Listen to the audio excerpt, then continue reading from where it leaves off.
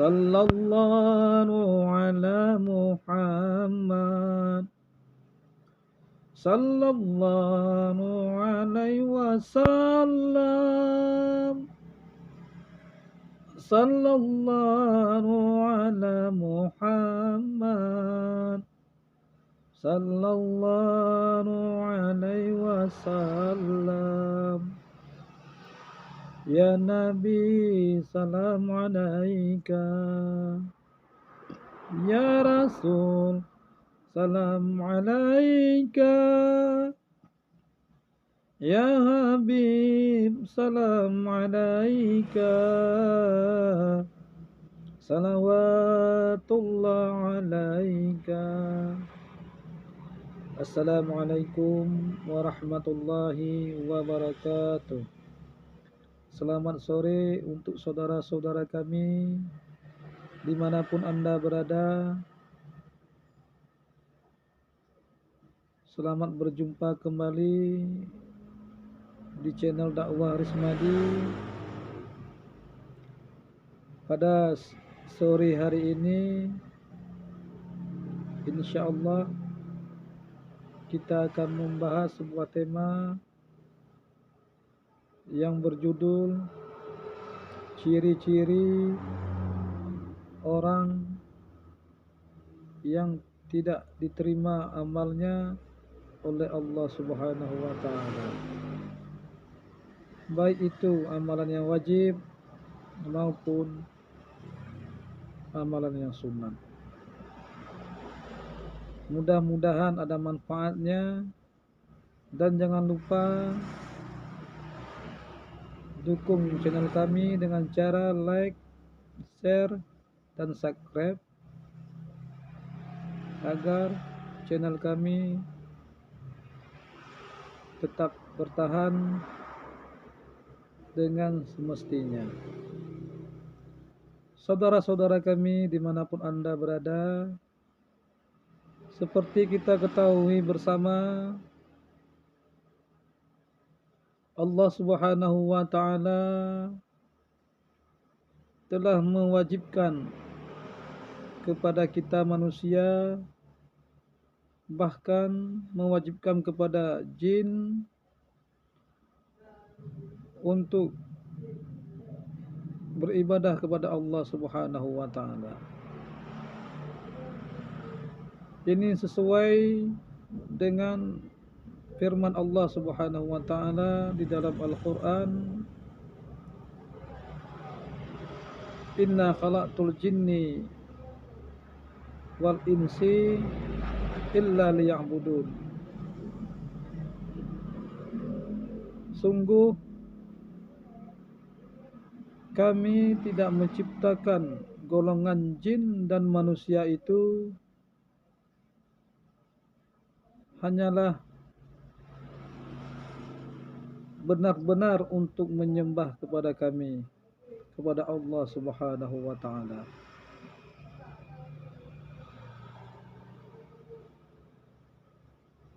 Walaupun demikian, dalam beberapa faktor,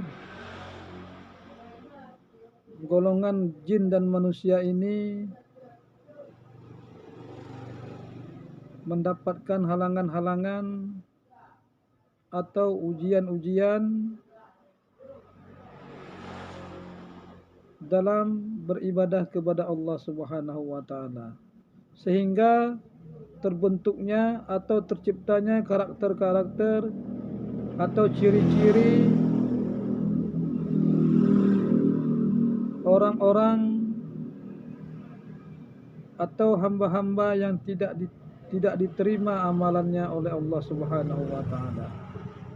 Mari kita lihat satu persatu. Yang pertama,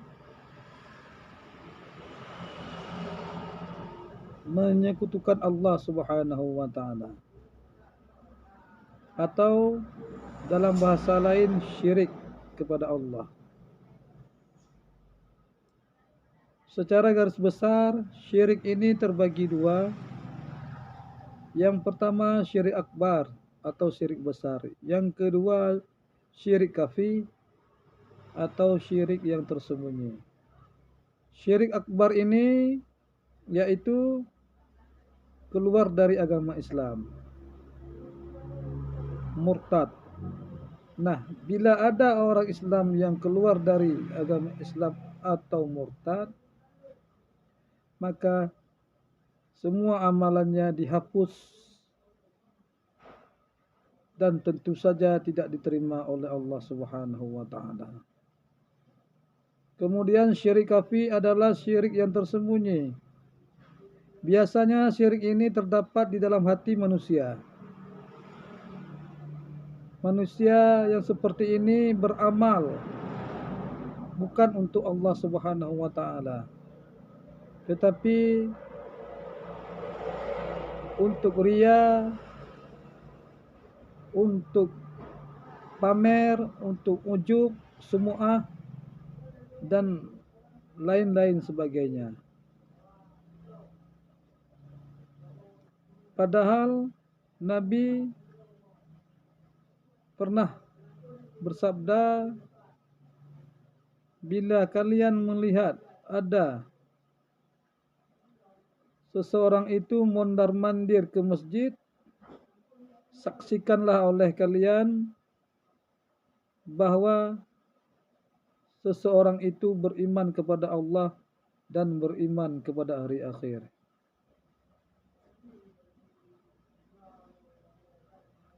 Kemudian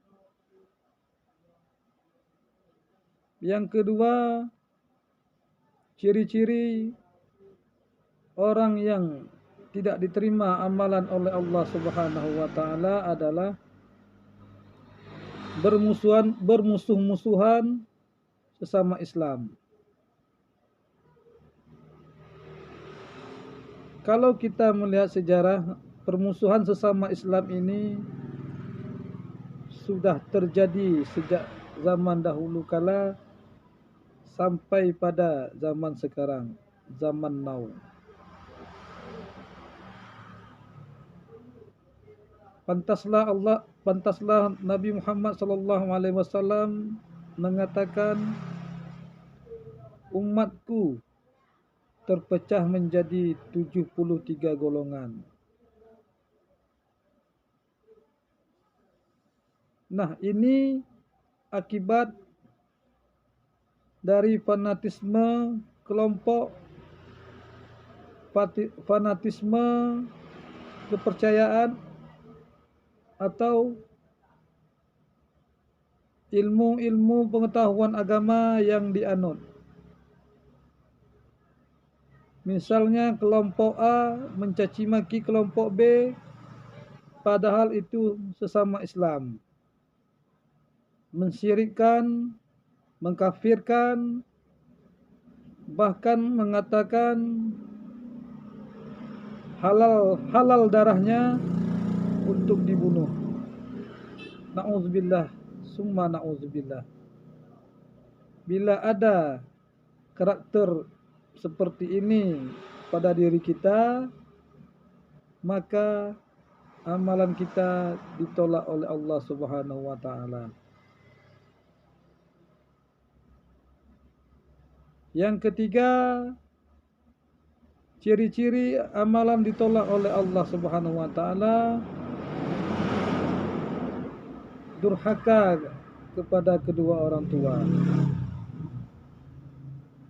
Padahal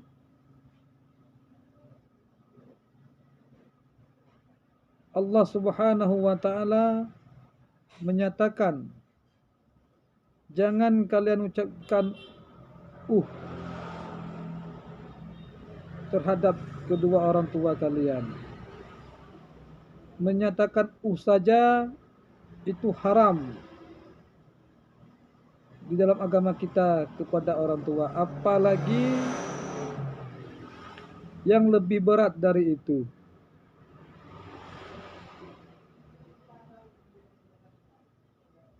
Rasulullah Muhammad sallallahu alaihi wasallam menyuruh kita untuk berbakti kepada orang tua.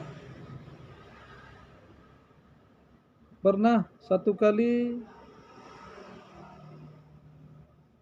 sahabat Nabi Muhammad SAW yang wanita bertanya kepada Rasulullah, "Ya Rasulullah, ibuku belum memeluk Islam. Bagaimanakah sikapku terhadapnya?" Rasulullah SAW menjawab, "Bergaullah dengan ibumu dengan sebaik-baiknya, dengan lemah lembut, dengan kasih sayang."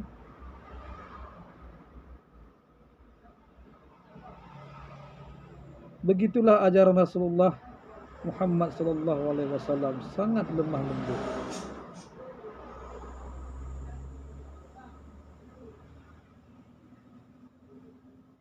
Selanjutnya, ciri-ciri orang yang ditolak amalannya oleh Allah Subhanahu wa taala adalah mengekalkan perzinahan atau selalu berzina sampai di hari tua dan mati belum bertobat. Ini biasanya sudah menjadi gaya hidup pada zaman sekarang ini, sehingga menganggap itu suatu yang lumrah. Hubungan di luar nikah sudah dianggap biasa-biasa saja, dengan berdalih zaman sekarang zaman modern. Nah, siapapun yang melakukan ini, maka amalannya tidak diterima oleh Allah Subhanahu wa taala. Oleh karena itu, jauhilah. Selanjutnya, ciri-ciri amalan tidak diterima oleh Allah Subhanahu wa taala adalah orang-orang yang mengekalkan minuman keras sehingga dia mati belum dapat bertobat. Ini juga merupakan semacam kebiasaan zaman sekarang. Minuman itu tidaklah jadi menakutkan lagi. Bahkan ada yang berkata minuman keras itu bisa dijadikan obat. Padahal ketika seseorang itu sakit, Allah juga telah mempersiapkan obatnya. Masih banyak obat-obat halal yang lain. Mengapa mesti memilih yang haram? Nah, orang-orang yang masih juga mengekalkan minuman keras ini,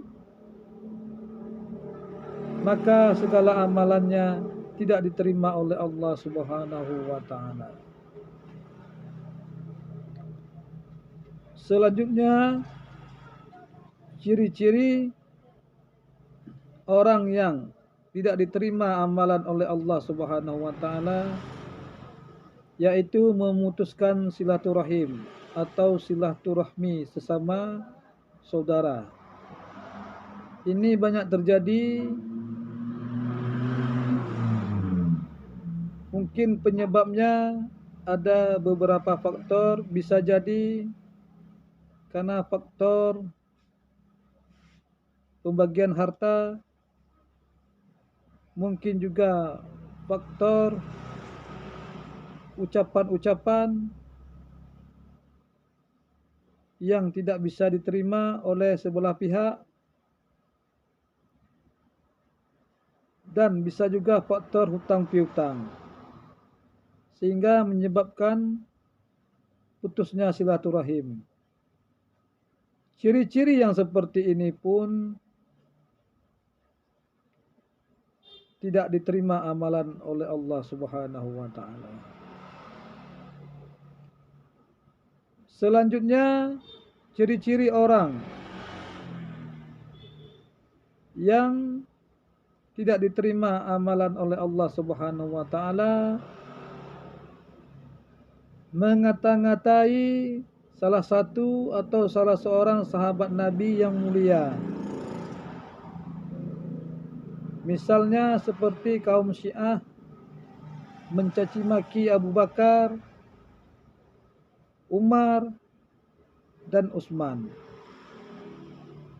Bila ada ciri-ciri seperti ini kepada diri kita, maka amalan kita tidak diterima oleh Allah Subhanahu wa taala. Kemudian ciri-ciri selanjutnya, amalan orang-orang yang ditolak oleh Allah Subhanahu wa taala melakukan sihir. Sihir adalah perbuatan di luar logika manusia atau peristiwa yang menakjubkan yang dilakukan oleh musuh-musuh Allah, karena sihir ini telah bersekutu dengan setan, seperti santet dan yang sejenisnya. Siapapun yang melakukan ini, baik yang pergi kepada tukang sihir, apalagi yang melakukan sihir, maka amalannya tidak diterima oleh Allah Subhanahu wa taala sebelum dia bertobat. Selanjutnya,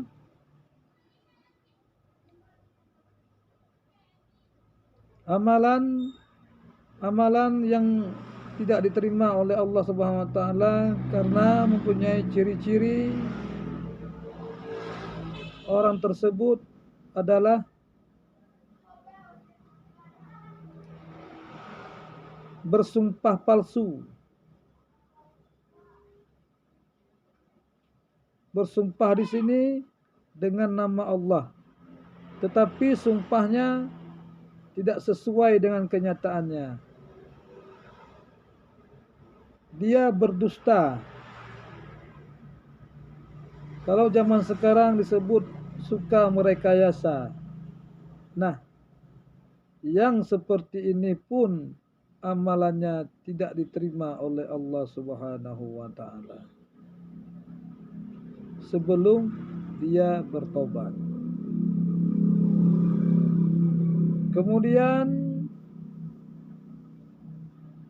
ciri-ciri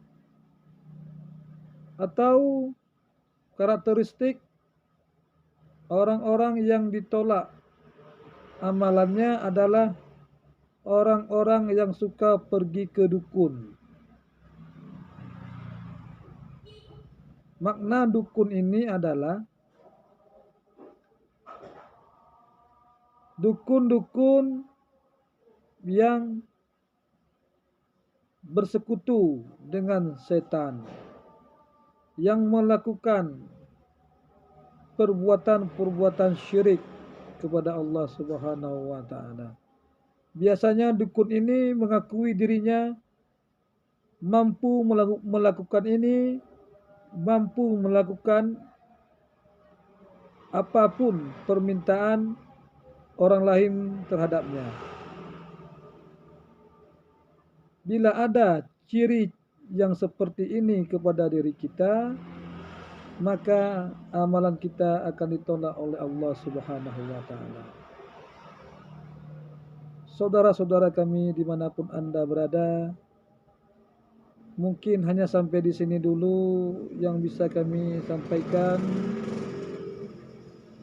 Bila ada kata-kata yang salah, yang janggal, itu murni berasal dari kami. Dan bila ada kata-kata kami yang benar, itu merupakan dari Allah Subhanahu wa taala. Sekian dan demikian. Mudah-mudahan ada manfaatnya. Kami akhiri. Wassalamualaikum warahmatullahi wabarakatuh.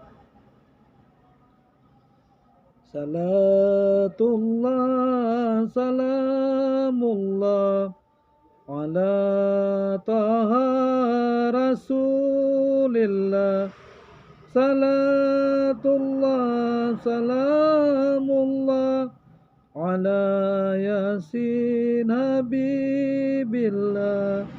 Salatullah, salamullah ala taha rasulillah. Salatullah, salamullah ala yasin habibillah.